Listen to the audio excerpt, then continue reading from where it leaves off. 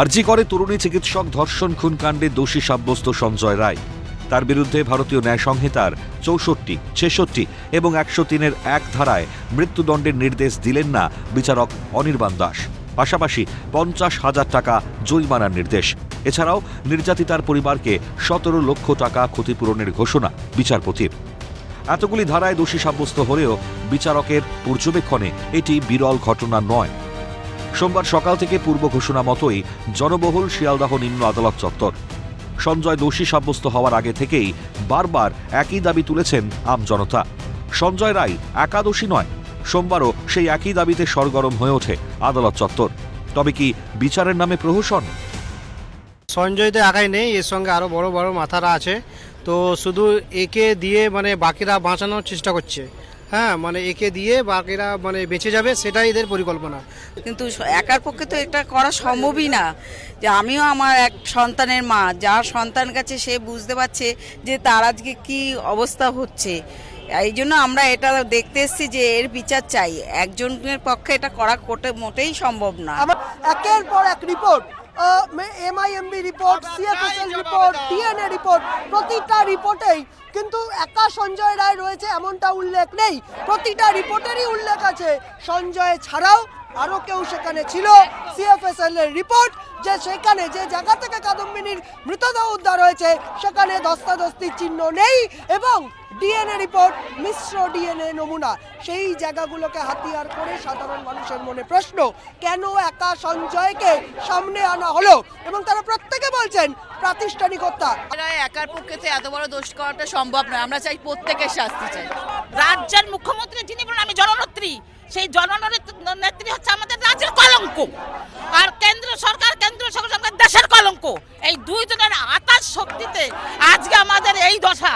জনগণকে বিপদের মধ্যে ঠেলে দিয়ে ওরা মন্ত্রিত্ব ফলাচ্ছে। একজন সিভিক ভলেন্টিয়ারের দ্বারা এক বড় খুনের ছক সাজানো কি সত্যি সম্ভব?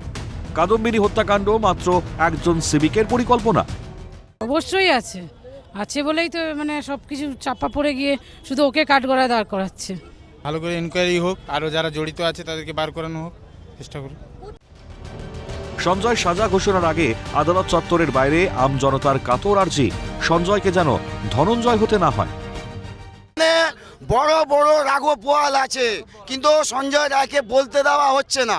সঞ্জয় রায়কে এই মুহূর্তে যাবজ্জীবন কিংবা ফাঁসি সাজা শুনিয়ে কেসটাকে লঘু করে দেখানো মনে করছেন আপনারাও? তাই মনে করছেন? ধনঞ্জয় না হয়, দ্বিতীয় ধনঞ্জয় না হয়।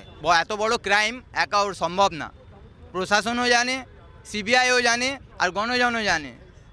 পেছনের যে মাস্টার মাইন্ডগুলো আছে তাদেরও শাস্তি চাই আমরা। এরই মধ্যে আদালত চত্বরের বাইরে জাতীয় সঙ্গীত গেয়ে কাদম্বিনীর ন্যায় বিচারের প্রতিবাদে সামিল হন বিধাননগর এলাকার বাসিন্দা নবারুণ ভট্টাচার্য। তড়িঘড়ি তাকে প্রিজন ভ্যানে তুলে নেয় পুলিশ। আমাদের কাছে সূর্য আলোর মতো স্পষ্ট 12 মিনিটে বিচার হয়ে গেল। এত বড় ঘটনা, এত বড় চক্রান্ত, এত বড় দুর্নীতি, এত বড় কনস্পিরাসির বিচার উনি 12 মিনিটে করে ফেললেন। যাই হোক, উনি ম্যানেজ করে নিয়েছেন আমরা জানি, তবে ওনার এই ম্যানেজ 25-75 ভাগে আমরা থাকতে দেবো না। সত্য মানবে না, প্রকৃতি মানবে না। শুধু সঞ্জয়ের সাজা ঘোষণাতেই বিচার পেল কাদম্বিনী? সঞ্জয়ের সাজা ঘোষণায় সতর্ক হবে রাজ্য, নাকি এইরকম আরো নৃশংস ঘটনার সাক্ষী হতে হবে রাজ্যবাসীকে? হয়েছে বা ফাঁসি হোক বা যাবজ্জীবন, এটা নিয়ে যতটা না আমরা কি বলবো চিন্তিত বা ভাবছি, সেটা হচ্ছে যে অন্যদের কেন চাপা হচ্ছে, অন্য দোষীদের তাদের কেন প্রকাশ্যে আনা হচ্ছে না। CBI সমস্ত কিছু জেনেছে, এতজনকে জিজ্ঞাসাবাদ করেছে এবং বাচ্চারা সব বলে দিয়েছে। তারপরেও CBI এরকম করবে? আমাদের পুরো পুলিশ এবং বিচার ব্যবস্থা থেকে এবং প্রশাসন থেকে পুরো কেন্দ্র কি রাজ্য কি, আমাদের সবার থেকেই আস্থা উঠে গেল। বাচ্চাদের কোথায় পাঠাবো? কোথায় পাঠালে আমার বাচ্চাটা নিরাপদ থাকবে?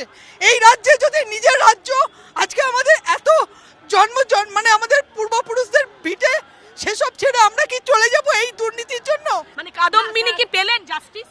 জাস্টিস তো মোটেই পেল না, এটাকে আমরা বিচারের নামে পুরো প্রহসনই বলবো।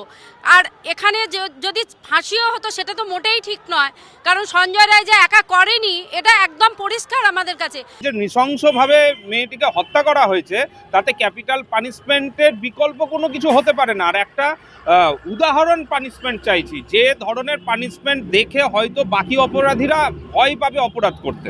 মানে যে প্রকৃত দোষী তার অবশ্যই দৃষ্টান্তমূলক শাস্তি হোক, যে এই ধরনের ঘটনাগুলো একদম আমাদের কাছে কাম্য নয়।